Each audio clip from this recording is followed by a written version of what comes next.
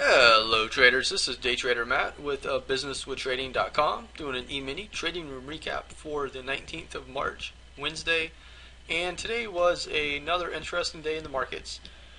Basically opened up right here in line with the day before, chopped around a little bit, came down, came up a little bit, and continued the choppiness with a downward bias and then some sideways into lunch. Today we had 5 trades and gave a quarter point back to the market. It was very interesting day. Our first trade was a long up here, which we did get stopped out on.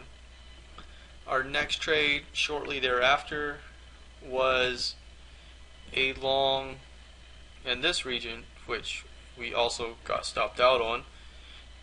And so taking 2 stop outs, especially the first 2 trades of the day, can definitely be, for the unprepared, it can definitely be demoralizing. What we did after those 2 stop outs, we waited, watched things a little bit, watched the market move up, and afterwards we did get long down here, which we ended up basically taking a break-even trade on. Watched it come back down, and just kind of watched it chop around a little bit more. Once the market did come back down, we did take a long, which we did take profit on up here, and we did turn it into a short, and we did take a little profit on the downside, and that made our total only a quarter point. We were down much more before those trades at the end, but sometimes it's difficult to tell what the market's doing, and those times it can definitely be a little bit frustrating.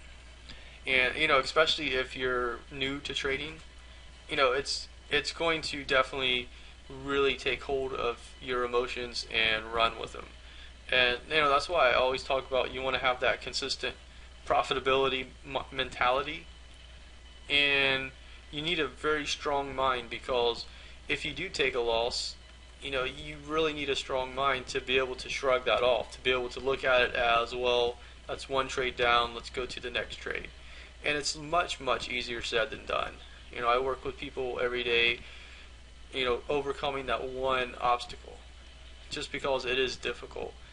And depending on the type of baggage that you come into trading with, and when I say baggage, I don't mean that it's something that you place on yourself. It's always, stuff that you've learned out in the world, maybe being an employee for somebody, or, because trading is definitely a different business, and you definitely have a different skill set. A lot of it is similar to other industries, but some of it is a little bit different, and that's what I'm talking about here. So anyway, hopefully made sense what I was talking about. You got something out of it. You can always leave comments below the video. Thanks for watching. Have an awesome day, and I'll see you back here in the markets. Thank you.